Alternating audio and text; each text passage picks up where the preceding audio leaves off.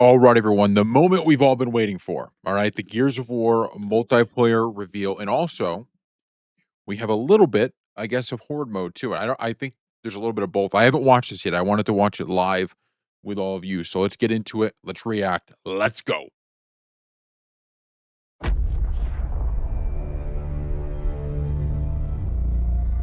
squad is at the heart of every Gears of War experience. Whether it's in the stories we tell or the modes we build, being a Gear is all about fighting alongside someone who has your back when shit gets intense.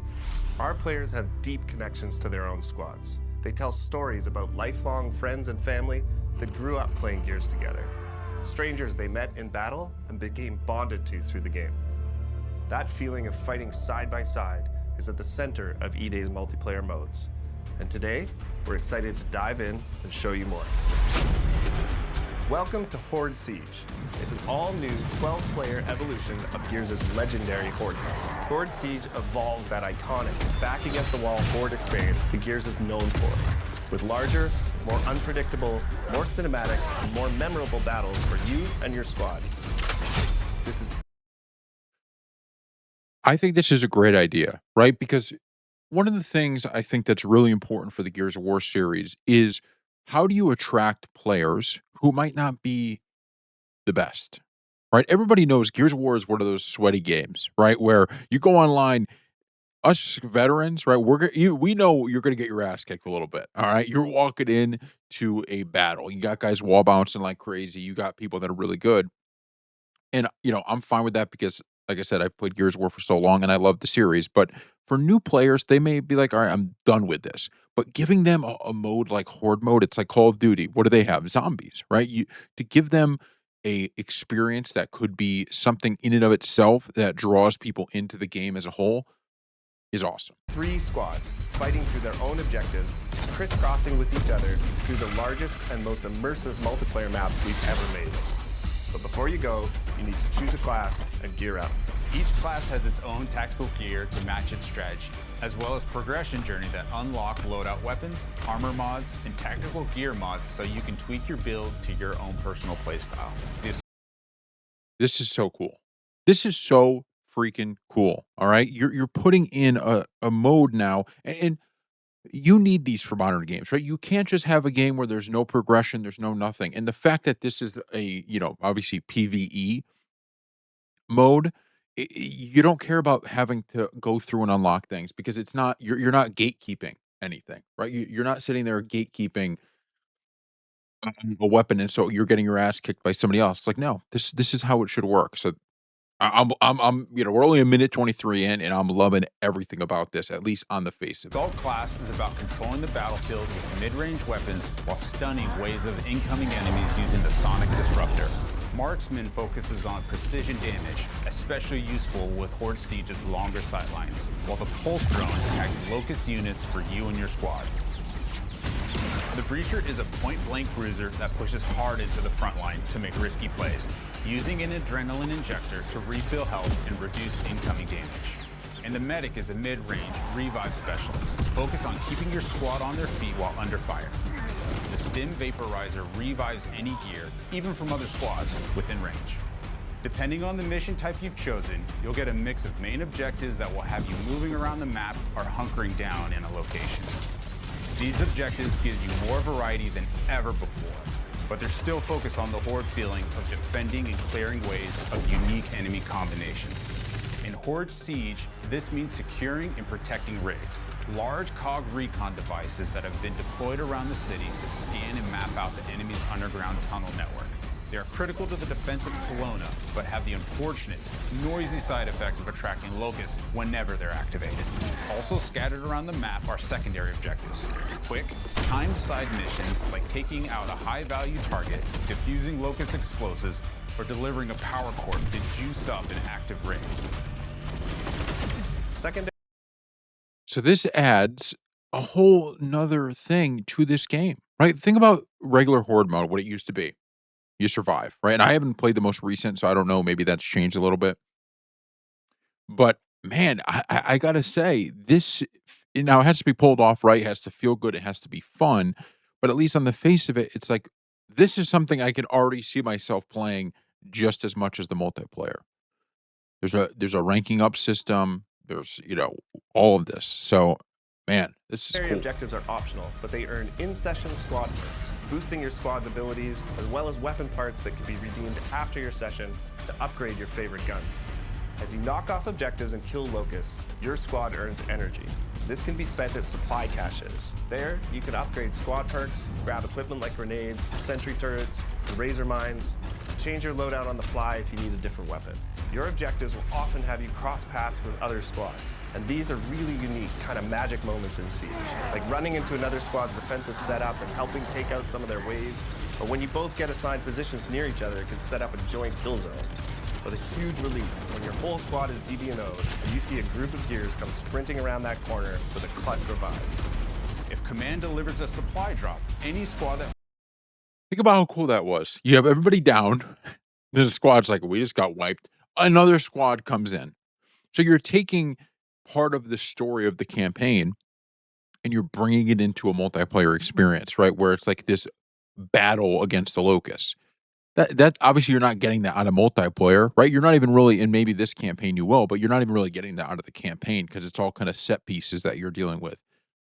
In this one, it's like you got all these different teams working together, even though they're separate, right? And then very cool, very freaking fights to cool. secure and gets a share of the rewards inside. The first one in gets the best stuff. So it's often a quick decision if you can spare the time and effort while managing your objectives. But the most intense multi-squad action hits when our bigger boss appears on the map and things get even tougher. Invasions can happen at any time during a mission. They add new chaos and challenges to the session, buffing locust enemies or restricting certain actions until they're defeated. And it can take more than one squad to bring these huge monsters down. These moments of 12 players coming together to take on iconic locust creatures deliver this great Gears feeling, fighting alongside a group of soldiers to hold the line. And of course, anyone that helps gets even more rewards. That's fucking beautiful! Once your mission objectives are complete, Command sends in your ride so you can extract. You'll fight through one last intense horde wave to secure the LZ and hold out until your Raven appears. A successful mission will reward you and your squad. While you don't technically all need to make it back to the chopper, your rewards might suffer a bit if you leave your comrades behind. Earned XP will progress your rank, unlocking new loadout weapons, mods, and equipment. But most importantly, any weapon parts you gained can be redeemed to upgrade your arsenal for the next fight. For the first time in a main Gears title, you can mod our iconic weapons. Some mods will apply small tweaks. Are you kidding? That's awesome, dude. That's insane. Listen, so basically, this is you keep going, playing, and like every time you go, it's going to be a different experience because you're more equipped to handle it. Like that. This is the type of thing, and I do not know if this mode's going to be good. I'm not one of the creators that was playing any of this early. I don't even know if they got to play this early, but like I just I have no insider knowledge of any of this. But what I know is taking a risk like this on a big mode with a big idea that's different than what we've seen was necessary. Like, you had to do this to revitalize this series. And I don't know if this mode is going to be good, but I can tell you this. This has the ability to revitalize this series on its own. You're still going to have great multiplayer, I hope, right? Because that, of course, is always the bread and butter. But this feels like something that could be an attraction for the masses. Nudging the gun towards your personal preference. Other mods are more noticeable, changing what effects you get from hitting a perfect active reload, or if you want to go nuts, you can even throw a bayonet on your Nasher. That intersection between how you set up your weapons, armor mods, and tactical gear creates more choice and gameplay strategy than we've ever had before. And of course, when you and your squad combine your builds, it can be the difference that gets you through an especially tough mission. Horde Siege missions mix variety, objectives, difficulty, modifiers, and harder challenges each time you play, shaking things up with things like explosive drone deaths, only perfect reloads, or even friendly fire. Poisons also make a return, meaning the Locust Horde gets more powerful as you play through a mission. If you're looking for a dose of that classic Horde grind, our Horde missions will set you up in one spot, testing your squad against 10 grueling waves of survival. All of these elements, combined with the variety of objective locations on each map, and of course the chaotic fun of mixing in 2 other squads of real players, means you'll never have the same experience twice. Okay, so before we get into verses, I want to talk a little bit more about that.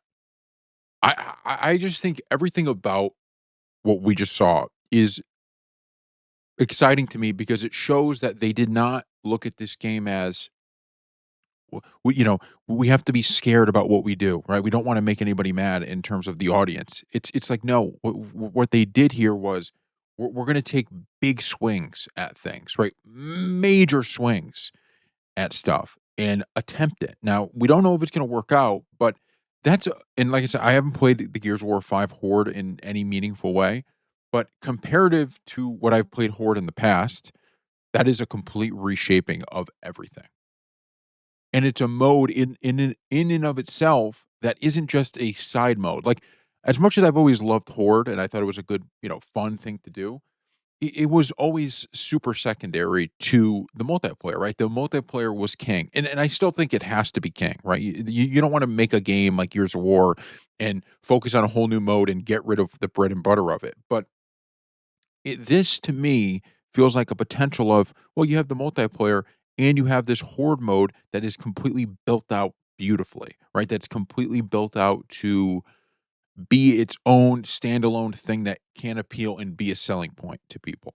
The ultimate squad challenge in Gears has always been founded on versus modes. 2 squads going head to head, trying to rip each other apart with a mix of tactical teamwork and clutch gameplay. We wanted to deliver that pure Gears PvP feeling, but now evolved with E-Day's new movement mechanics. All our launch modes are 4v4, as Locust and COG squads square off on all new maps. PvP is where you hone your skills. No mods allowed here. Everyone starts with the same loadout, fighting on symmetrical battlefields to claim key weapon spawns across tactical locations. Our launch. Think about that for a second, right? Where you have one mode now where they've been able to kind of lean into the modern gaming of modding your guns and loadouts and all of this stuff that you see in other series that are really popular but are not Gears of War, right? That's not Gears. You put that in the Horde mode. In the verses, you keep it exactly the same experience we've seen before with this is Gears. You come in with these weapons. I mean, I don't know. I don't. They probably still have the ability, I think, to change like from Lancer to Hammerburst. So we'll see. I have no clue if they do, but my guess is that would still be the same. But the point is, you get the best of both worlds, right? You have a mode that is more of an appeal to the modern gaming landscape while keeping the bread and butter versus mode as the same. They didn't go into here and say, "Hey, we're making loadouts in this mode as well," because the hardcore fans are like, "Listen, we like it this way. This is what Gears of War is." Maps, Park, Battleship, Outpost, Precinct, Market, and Skyward are all set in and around Kelowna. And they have that classic Gears feel, focusing on cover, fronts and lanes, but with opportunities to use E-Day's new traversal mechanics. We're starting off with a tight set of 4 modes. Team Deathmatch and Conquest, our new King of the Hill mode, will feel familiar, but with some great new updates. And they're joined by 2 new modes. In Demolition, each squad battles over a neutral bomb and then attempts to plant it at one of 2 of the opposing team's bomb sites. This is Gears PvP battles at their best. 2 fronts colliding, squads coordinating with non-stop action as you constantly flip between attacking and defending. Crucible is a great new mode that revolves around the power core. Whoever holds it gains points, but the scoring zone shrinks and it moves as the round goes on. This means the fight is always coming to you. The power core's one charged shot could strip the flesh right off an enemy, so well-timed defensive play can lock in that win. After launch, we'll be adding in new maps, modes, and events to keep things fresh, including some favorites that we're excited to bring back. Gears of War E-Day is a new game, built from. So that's interesting because obviously the big one that we don't see there is execution, right? That is, at least to me, the Gears of War mode I played the most back in the day, and the mode of all modes. You have Guardian, another one that I always liked, and Wingman is another one. So I can't be too upset though, because obviously you have team deathmatch, which is great. I didn't fully grasp the two new modes just based off what they said, but I think that's pretty cool. And you have a King of the Hill to start. I'm good with that. With those to start, because I actually think this is a smart policy of part of the post-launch content that's coming is these new modes. So we're going to get them, just not right away. And I think that is smart, because you need to, in the modern day gaming landscape, continually give people new and shiny and exciting things to keep them coming back. And so you don't want your launch to be your peak, because if you just launch everything with all these modes and everything there and there's never any new content coming out on it, you're not going to get it. Now you can make the argument that you should have the execution mode at launch, because that is such a staple. I could understand maybe people wouldn't like that it's not there, but at the same time, I do think, like, locking in the way they're doing, and we don't know how long it's gonna be till a new mode or whatever comes out. I don't have a problem with it necessarily, right? I think I can understand why they decided that these are gonna be the ones that they wanna go ahead with, because I do think they have the most mass appeal. And even for me, as someone who long loved execution and loved playing that mode, in the newer titles, I've gotten away from it. I prefer the respawn modes over the you can't respawn modes, you know? And so I think team deathmatch is close enough to an execution style mode that you're still getting what you want out of it. It's just, you have the revives for a Scratch, while. feel like Gears, play like new. So whether you're a Gears veteran or jumping in for the first time, it was important to us that there was a place to get familiar with the gameplay mechanics. Our short bootcamp tutorial will walk you through the basics, but we've also included a combat training space where you can test out weapons, movement, and even go up against some short locus encounters to get some reps in. We have pre-made control schemes for all types of players. If none of them fit you perfectly, you can always customize one to your liking. When you're feeling ready to pop some heads, Versus is set up with two main ways to play. Jump into social to get into the fight and roll through some matches. Or you can even choose a playlist, play against bots as you continue to train your skills. If you're feeling up to it, join Ranked to get sweaty and test yourself in more competitive playlists while earning exclusive rewards. Almost all our character skins are based directly in the lore, themes, and events of the Gears universe. Our legendary skins are a bit more over the top, celebrating gritty and imaginative designs inspired by the vibes of our brand. When it comes to collecting and growing your own collection of customization items in E-Day, we've taken a more old-school inspired approach. That means nearly every single piece of customization in E-Day can be earned by just playing the game. You'll unlock new items through completing seasonal and event challenges, unlocking achievements, and by earning medals from our classic medal system.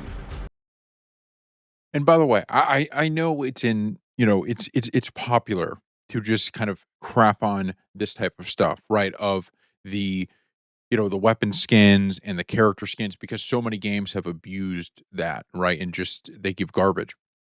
Modern games need stuff like this. You need the ability to unlock cool things, and them saying most of the stuff can be unlocked just through playing, that's great.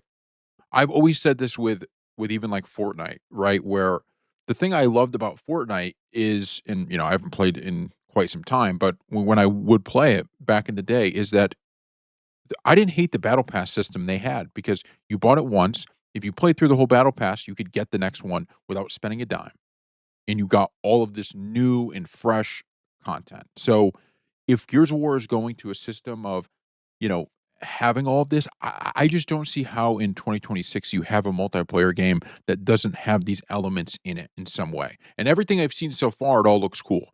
The problem is, I think, when you have these kind of microtransaction stuff or a lot of content like this and it's not good.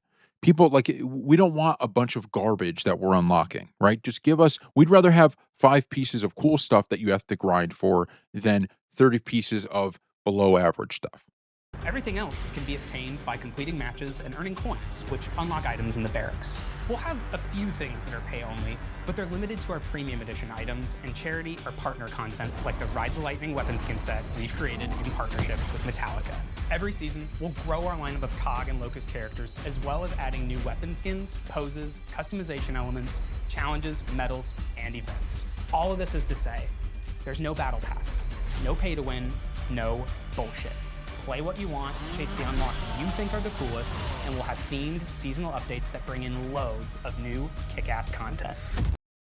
Wow, that's interesting. So no battle pass. I thought for sure there'd be one, and I wouldn't have been against it if they had one. But I find it cool that to me, what that shows, what what he just said, is they're attuned to what makes people mad, right? So even if, like I said, I'm not a big guy that's against the battle passes. I think as long as you allow where you buy it once and you play through, you can get the next one through credits, and it's good stuff that's in there. I do not care. I have no problem with a battle pass type system, but that doesn't mean that I don't think it's a good thing that he just said that because what it's showing is they understand the potholes of modern online gaming and what makes people mad. So making it so very few things are behind a paywall and anything that is behind a paywall is just like not actually impacting the game, no problem with it.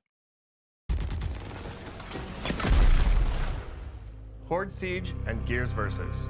Epic PvE battles and tight PvP combat that deliver on that intense Gears action in a totally new game. So grab your squad and join the fight. Early access to the open beta begins August 6th on Xbox, PC, and Steam. And we can't wait for you to get your hands on Gears of War E-Day. We'll see you on the battlefield.